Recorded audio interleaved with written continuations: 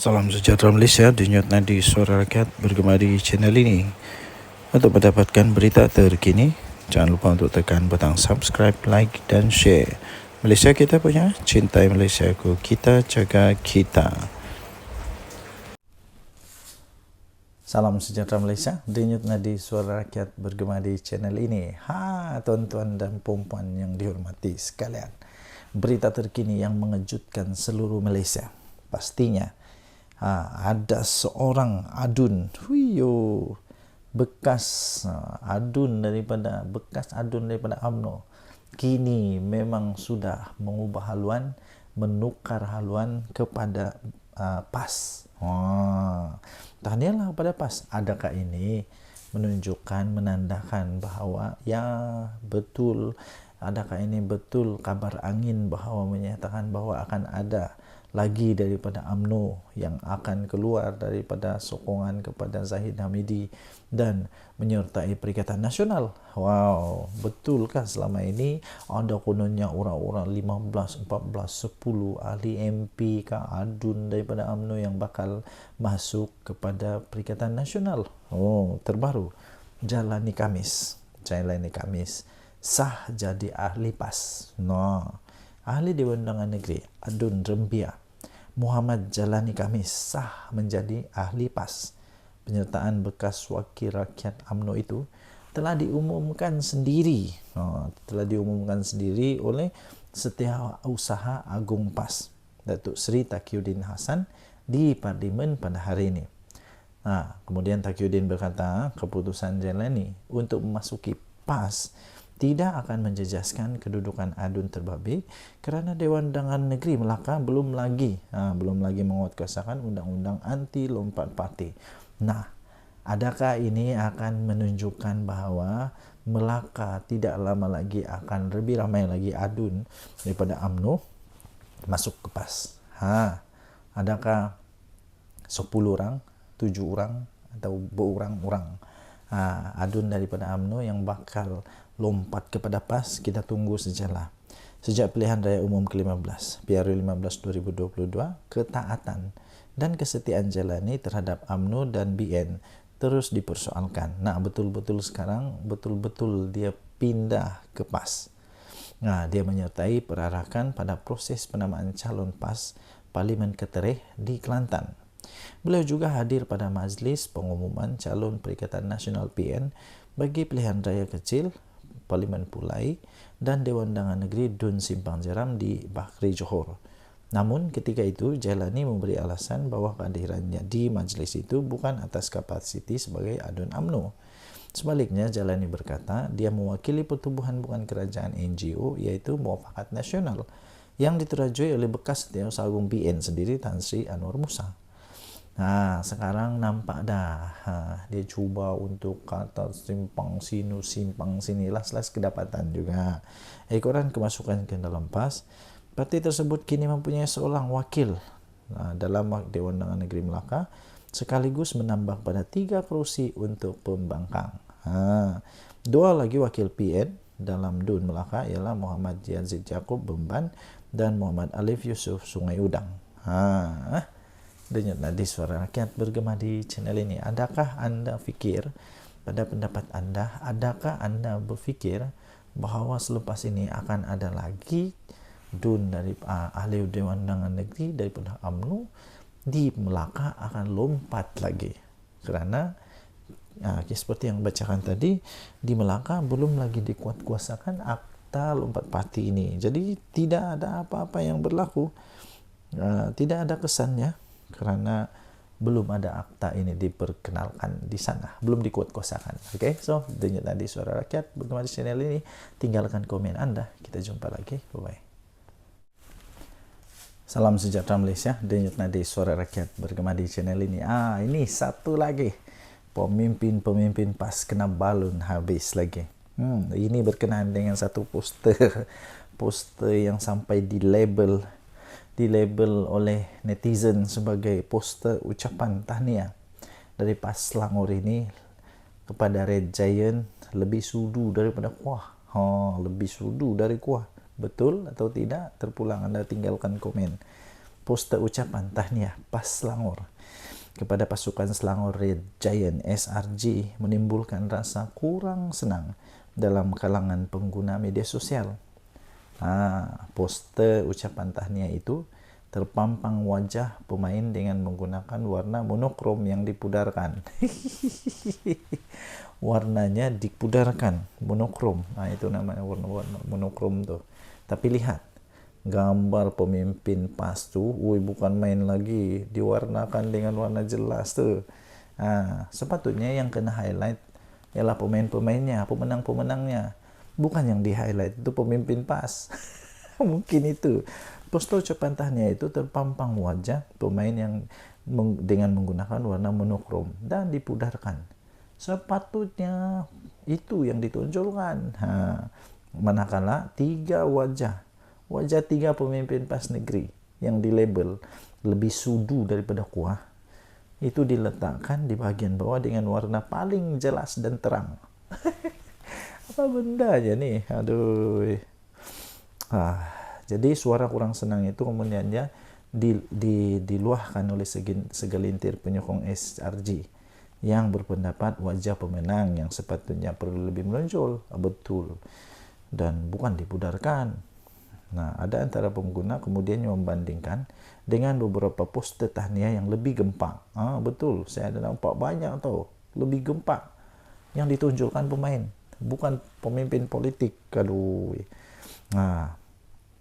Ada di antara mereka yang membandingkan dengan beberapa poster tahniah yang lebih gempak. Antara poster dari Menteri Besar Terengganu sendiri, Datuk Seri Dr. Ahmad Samsuri Mukhtar, yang dipuji kerana meletakkan wajah pemain sebagai highlight utama. Sebagai highlight utama. Ini contoh dia. Itu barulah patuh. Sementara itu ada yang berkampan isu poster terbabit tidak perlu diperbesarkan kerana ia sekadar poster ucapan tahniah. Namun ramai yang lebih beranggapan poster itu lebih kepada mahu tumpang glamour. Poster lebih mahu tumpang glamour. Jadi ramai yang beranggapan poster seperti itu lebih kepada mau tumpang glamour. Mungkin mereka kata dia lebih tumpang glamour kerana yang di highlight bukan pemenangnya. Lagipun kalau saya tengok ucapan tahniah daripada Menteri Besar Terengganu, muka tak ada tau, tak ada pun muka dia. Tapi yang ini memang muka dia yang paling jelas, berwarna penuh lagi. Seolah-olah patutlah ramai peminat kepada SRG ini kata mereka mau tumpang glamour saja. So apa pendapat anda boleh tinggalkan komen. Denyut nadi suara rakyat bergema di channel ini. Jangan lupa untuk tekan butang subscribe, like dan share. Malaysia kita punya, cintai Malaysia aku, kita jaga kita. Bye-bye. Salam sejahtera Malaysia. Denyut nadi suara rakyat bergema di channel ini. Tuan-tuan dan puan yang dihormati sekalian. Kita tahu sekarang ni ada satulah gerakan disebut sebagai gelombang selamatkan Malaysia. Pertama sekali saya fikir juga, apa sebenarnya yang mau diselamatkan oleh mereka ni? Diselamatkan daripada apa? Dan siapa yang perlu diselamatkan? Siapa yang perlu diselamatkan? Rakyat okey saja. Rakyat okey saja. Tapi yang perlu diselamatkan siapa? Mungkin itu sebabnya timbullah netizen di laman maya yang mempersoalkan sehingga memperolok-olok kena mocking ni, dipermainkan pula gelombang ini. Sampai yang syoknya ni ada dia punya poster dia bilang gelombang selamatkan anak menantu. Gelombang selamatkan Malaysia diadakan malam kemarin oleh pembangkang tidak mendapat sambutan memberangsangkan dari orang luar. Hantaran Facebook berupa poster yang diwar-warkan oleh Ketua Pemuda PN. Ahmad Fadli Syari mengenai program itu hanya mengundang kecaman pengguna media sosial. Mereka mengumpamakan program itu sebagai gelombang selamatkan anak menantu. Aduh, siapalah yang terasa pedas nih.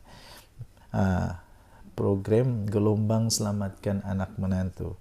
Ia rentetan daripada kes menantu kepada beberapa pemimpin tertinggi Perikatan Nasional yang terpalit dengan kontroversi penyelewengan. Beberapa foto program yang berlangsung di sebuah dewan beredar di media sosial. Penyokong mengatakan program itu full house, dihadiri orang ramai sehingga memenuhi dewan. Namun melihat jumlah kehadiran yang dikatakan sekitar 200 orang sahaja. Ramainya 200 orang. Netizen mengatakan ia seperti perjumpaan ahli-ahli PAS saja. Ahli-ahli PAS saja, mana yang lainnya? Takkan gelombang selamatkan Malaysia dihadiri 200 orang dan ahli PAS saja. Macam mana tu? Ini satu antaran nih, full house gelombang selamatkan Malaysia, dia kata. Tapi bila dilihat hanya lebih kurang 200 orang dan semuanya macam ahli PAS saja. Menurut laporan inilah. Ketika ini peranan pembangkang yang mahu selamatkan Malaysia pula dipersoalkan kerana kumpulan itu lebih banyak meninggalkan sidang parlimen ketika isu-isu besar berlaku. Mereka tidak pula berbahas dengan baik. Malah ketua pembangkang sering dilabel lemau kerana tidak berani berhadapan dengan Perdana Menteri. Sewaktu sesi pertanyaan Perdana Menteri. Seorang penyokong tegar BN pula berkata ceramah kemarin langsung tidak menyentuh tentang usaha menyelamatkan Malaysia, tetapi banyak menyerang UMNO. Komen dia, aku tengok ceramah himpunan gelombang selamatkan Malaysia semalam bukan pasal nak selamatkan Malaysia pun, dia kata. Semua berceramah dok mengatakan UMNO saja. Semua cerita terkini dalam UMNO depa dok jajah malam tadi, katanya. Obses betul dengan depa dengan UMNO ni. Crowd hadirin pun tak ramai, sedih. Ciap individu bernama Tun Carlos. Tun Carlos ni saya selalu tengok juga. Okey, anda boleh lihat laporan ini di harapandaily.com. Gelombang selamatkan Malaysia dipermainkan oleh netizen. Kita jumpa lagi. Bye-bye. Ini betul tepat sekali. Sebelum tu, terima kasih kerana terus bersama dalam channel ini. Bagi anda yang pertama kali, sila tekan butang subscribe, like dan share. Okey. Ada pernah peribahasa cikgu saya dulu ajar. Mengajar etik berenang pertama. Kedua, seperti ketam mengajar ketam yang lain berjalan lurus. Dan paling teruk sebenarnya ialah ada satu istilah cermin rosak. Cermin rosak ni begini. Dia cuba nasihatkan orang lain tapi dia itu lebih teruk. Ada lagi satu. Dia suka sangat menyibuk tentang orang lain. Dia boleh nampak selumbar dekat mata orang lain tapi kayu balak di mata sendiri dia tak sedar tahu. Malu tak pastilah. Saya pun tidak pasti. Inilah yang mungkin terjadi kepada Wan Faisal. Wan Faisal yang cuba sembang. Sembang konon nak jadikan KLIA world class. Siap bagi nasihat, tunjuk buku ni Sim Kibon ni, dia tunjuk ni KLA supaya KLIA jadi world class. Banyaklah dia, tapi dia tidak ingat sepatutnya kasih nasihat dulu kerajaan di mana-mana yang berlaku lah. Tapi yang dalam kes ini disebut di sini KLIA world class, tapi stesen bas KB macam bengkel saja. Apa hal? Ada gambar tu tahu. Ahli parlimen macam Wan Ahmad Faisal, Wan Ahmad Kamal menjadi bahan sindiran ramai selepas beliau cubalah mengajar kerajaan sekarang ini bagaimana untuk menjadikan lapangan terbang antarabangsa KLIA bertaraf dunia. Bertaraf dunia. Tapi dia lupa. Beliau ketika sidang Dewan Rakyat baru-baru ini membawa buku biografi mendiang Sim Kibon, bapa kepada kejayaan lapangan terbang canggih, meminta kerajaan belajar daripada usaha mendiang. Katanya resepi untuk menjayakan lapangan terbang terkenal itu bukan di atas tangan GIP atau BlackRock. Iyalah, betul lah. Tapi menggunakan pengalaman dan kepakaran sendiri. Nah, saranan itu ibarat menyerang diri sendiri pula. Malu. Apabila ramai terus mempersoalkan apalah yang sudah dia lakukan untuk membangun stesen bus di Kota Baru. Tempat sendiri, terminal bus sementara itu sehingga kini masih digunakan. Walaupun kekurangan berbagai kemudahan menyebabkan lokasi tersebut dianggap antara lokasi pengangkutan awam yang ketinggalan zaman. Atas sebab itu atas sebab itu ramailah menyarankan agar Wan Faisal ni menaik taraf dulu, kasih naik taraf dulu stesen bas KB sebelum berani untuk mengajar kerajaan naik taraf KLIA. Lama antara komen yang siok saya baca ni, sebelum Wan Faisal nak cuba ajar hendak jadikan KLIA world class, apa kata kau usahakan dulu stesen bas Kota Baru supaya ada rupa bas stesen bas. Kemudian baru cerita teori kau di parlimen. Nah, kemudian ada lagi orang bincang masalah MAHB, dia bincang masalah stesen bas. Aduh. Ya, kemudian dibalas pula semula oleh pengguna X. Ya, tersebut dengan ringkasan paling mudah untuk difahami. Wan Faisal ceritanya macam ini.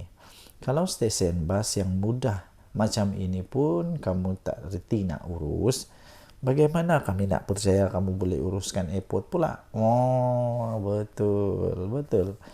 Kalau stesen bas pun tidak dapat diurus, tak reti nak urus stesen bas yang kecil itu, tak dapat nak urus, ini janganlah cuba-cuba untuk urus airport pula. Perkara itu kemudiannya disokong oleh ramai kerana bagi mereka pemimpin sepatutnya membuktikan kemampuan mereka dengan menggunakan stesen bas KB dengan membangunkan stesen bas KB yang berbelas tahun ketinggalan. Apa kata Wan Faisal? Hadam dululah komen-komen netizen ini, barulah cuba-cuba untuk ajar kerajaan. Okey, kita jumpa lagi. Bye-bye. Salam sejahtera Malaysia. Mahyudin Mat Yassin. Memang kali ini dia termakan dengan senjata sendiri, dengan senjata makan tuan lah. Kena sendiri kali ini. Apa tidaknya dia antara orang yang paling kuat menentang, tapi kali ini dia sendiri dapat masalah dengan penentangan yang dia buat tu. Harapnya kali ini Muhyiddin Yassin dan Bersatu fahamlah. Harapnya mereka dah faham. Kenapa Akta Lompat Parti diperlukan. Dulu waktu dibentangkan oleh Menteri Undang-Undang, siapa yang bangkang dulu, siapa yang bangkang betul-betul. Sebab waktu itu banyak sangat berita-berita kabar angin bertiup, kononnya ahli UMNO nak lompat bersatu dan macam-macam lagi. Syok lah waktu itu, seronok lah.